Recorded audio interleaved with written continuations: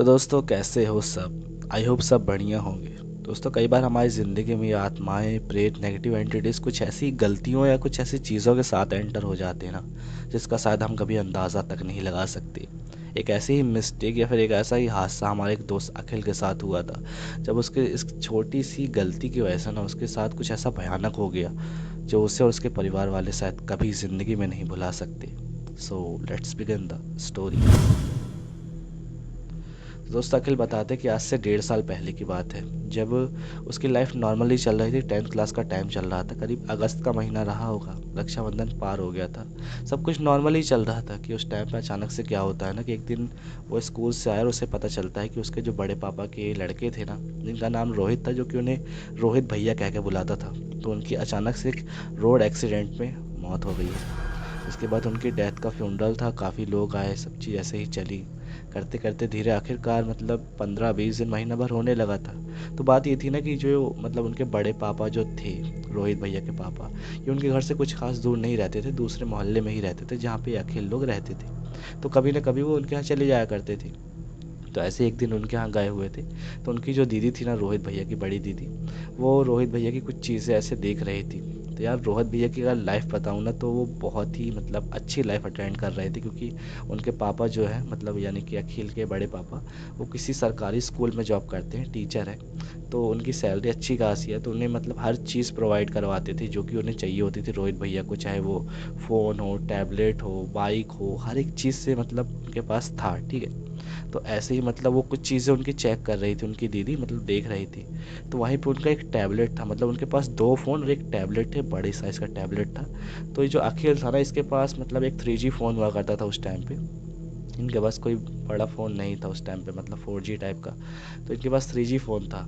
तो वो ना उनके फ़ोन्स और टैबलेट्स मतलब ऐसे देख रही थी कि ये देखो इतने सारे रखा था ले लेके, लेकिन अब चलाने वाला कोई नहीं है। तो वो पता है जाने अनजाने में ना वो दीदी अखिल को बोल देती हैं कि टैबलेट देख, चलाएगा तो नहीं तू, देख ले तेरे को अच्छा लगे तो। अब यार बात ये थी ना कि वो टैबलेट सच में उसको बहुत पहले से ही पसंद था। जब रोहित भैया उसको वो दिखाते थे ना कि देख मैंने ये लिया है, ऐसा चलता है, कई बार उसने गेम में खेला था उसके उनके टैबलेट में, तो काफ़ी ज़्यादा वो टैबलेट उन्हें बहुत ही ज़्यादा अच्छा लगता था, मतलब अखिल को। तो अखिल को जब हाथ में वो टैबलेट आया ना, तो जैसे ही दीदी ने पूछा कि तेरे को चाहिए क्या, तेरे को अच्छा लग रहा है, तो कहीं ना कहीं उससे मना नहीं किया गया। तो बोला कि मतलब एक तरीके से उसे अच्छा लगा कि कोई नहीं, कम से कम रोहित भैया की कोई निशानी ही सही मेरे पास तो रहेगी। तो उन्होंने वो टैबलेट ले लिया अखिल ने। तो यार उस टैब में ना अच्छी बड़ी स्क्रीन थी, गेमिंग के लिए अच्छा खासा मतलब प्रोसेसर था, और अच्छी क्वालिटी का था, 4G टैबलेट था। तो मतलब उनके लिए तो सही था, लेकिन उन्हें अंदाज़ा भी नहीं था अखिल को कि उसकी वजह से ना उनके ऊपर जो मुसीबत आने वाली है, उससे वो कैसे निकलेगी। तो एक शाम की बात है, जब मतलब उन्होंने दिन में वो टैबलेट उनसे लिया था और रात के टाइम पे गेम खेल रहे थे मस्त। 4G टैबलेट था, मतलब ऑनलाइन फ्री फायर खेलने में उन्हें बहुत ही ज़्यादा मज़ा आता था। फ्री फायर उस टाइम पे बहुत ही ज़्यादा मतलब ट्रेंडिंग में था, मतलब 1-1.5 साल पहले के टाइम पे। तो ऐसा ही चल रहा था, वो फ्री फायर खेल रहे थे। रात के करीब उन्हें पता नहीं चला अखिल को कि कब 10 से मतलब 11-12-1 बजने का टाइम लगा। तो जब 12:30-1 बजे के टाइम पे वो गेम खेल रहे थे ना, ईयरफोन लगा के उस टैबलेट में, तो उन्हें मतलब ईयरफोन लगाए हुए खेल रहे थे, पर फिर भी ऐसा एहसास हो रहा था ना कि जैसे कोई बाजू में खड़ा है, जस्ट मुंह के पास ऐसे मुंह किए हुए, और फोन में टैबलेट में देख रहा है कि क्या कर रहा है, क्या चला रहा है। यार बार बार वो ऐसे अपने आजू बाजू देख रहा, पर उसे समझ में नहीं आता यार कि एहसास तो हो रहा है पर कोई दिखाई नहीं दे रहा है।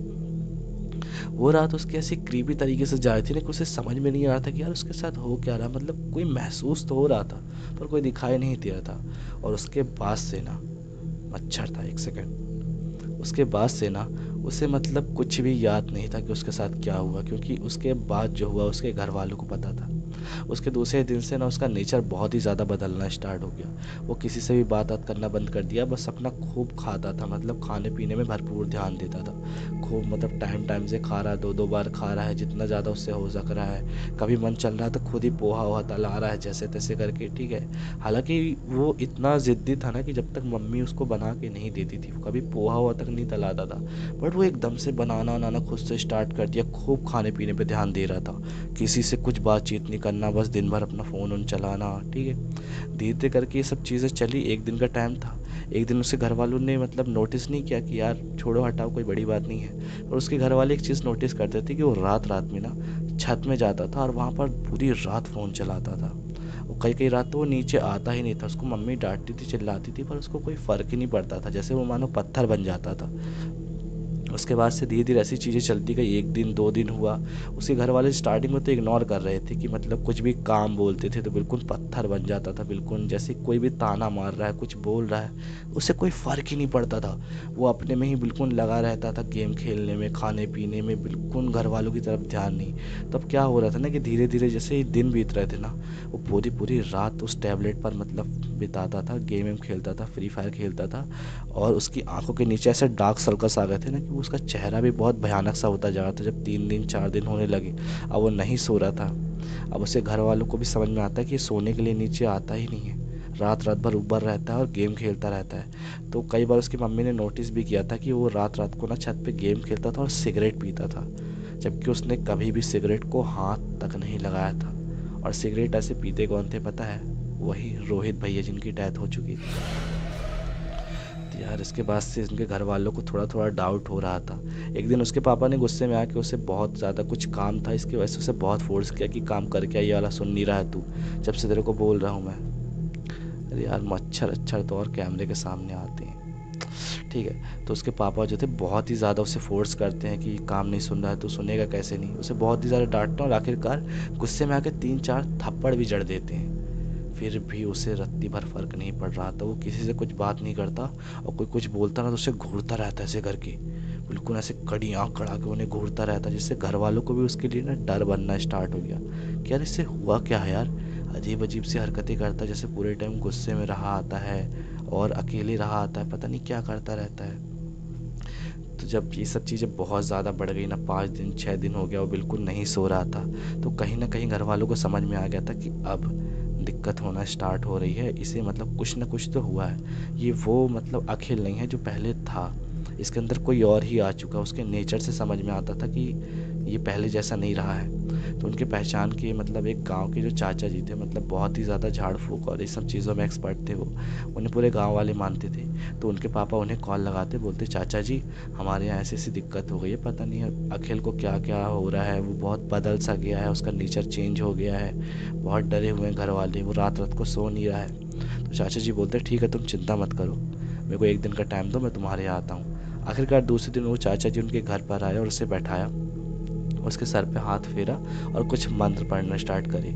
उस टाइम पे भी वो टैबलेट उसके हाथ पे ही था और वो मतलब वो अजीब तरीके से चाचा जी को घूर रहा था। उसके बाद जैसे ही उन्होंने मंत्र पढ़ा होगा ना, ऐसे करके हाथ किया था कि इतने में ही वो अचानक से एकदम तड़पने सा लगा, पता है जैसे कि बहुत वाइब्रेशन नहीं होती बॉडी पे, ऐसे ऐसे कर रहा था। ऐसे करते करते झटके से उसके हाथ से वो टैबलेट छूटा और वो वहीं पे बेहोश हो गया है। इसके बाद से उसके पानी आनी से मतलब कुछ मुंह पे ऐसे मतलब पकड़े थे उसे और पानी से ऐसे कुछ उतारा कर रहे थे मुंह पे मारते हुए। थोड़ा बहुत मतलब उसे घर वालों ने बताया था कि ऐसे मुंह पे पानी मार मार के उसका उतारा किया गया था कुछ मंत्र पढ़ते हुए उनके चाचा जी द्वारा। उसके बाद धीरे धीरे करके ना उसकी हालत नॉर्मल हुई, और जब उसको मतलब थोड़ा सा सही लगा ना तो वो करीब 1.5 दिन तक सोया था। मतलब जिस शाम को वो सब उसका उतारा उतारा किया गया था ना, उसके दूसरे दिन की नाइट मतलब नाइट में उठा था वो सीधा, क्योंकि वो इतने दिनों से सोया तक नहीं था। और उठा है तो उसने फिर नॉर्मली सबसे बातचीत करना स्टार्ट की, मम्मी लोगों से बातचीत की कि मम्मी क्या हुआ था मेरे को नहीं पता, बहुत अजीब सा लग रहा है, बहुत भारी भारी सा लग रहा था शरीर में। इसके बाद इतना समझ में आया कि जो रोहित भैया थे ना जिनकी डेथ हो गई थी, उनकी स्पिरिट या उनकी आत्मा कह सकते हो उसके अंदर आ चुकी थी, और वजह क्या थी किसी को नहीं मालूम, बट उन्हें ये तो पता कि वो केवल टैबलेट ही एक चीज़ थी जो ले आया था ना अखिल, वही उसके पास एक चीज़ थी जिसकी वजह से हो सकता है ये सब चीज़ें हुई हो। और जो चाचा जी थे उन्हें भी यही बताया कि उसकी कोई चीज़ तो नहीं थी इसके पास, तो शायद उसी की वजह से सब चीज़ें हुई थी। और अखिल का भी मतलब यही कहना है कि वो टैबलेट जो था ना, उसी की वजह से सब ये पखेड़ा जो है खड़ा हुआ था, और आखिर धीरे धीरे करके सब चीज़ें नॉर्मल हो गई। और उसके बाद वो टैबलेट जो था ना, उसने लौटा भी दिया उनके घर वालों को, भैया नहीं चलाना मेरे को अपनी जान प्यारी है। तो ऐसा ऐसा कुछ इंसिडेंट अखिल के साथ हुआ था। तो अगर आप लोगों को स्टोरी अच्छी लगी तो वीडियो को लाइक कर देना और चैनल को सब्सक्राइब कर लेना, क्योंकि डेली ऐसी स्टोरीज आती हैं। तो मिलते हैं नेक्स्ट स्टोरी में, तब तक के लिए टाटा बाय बाय, जय श्री राम।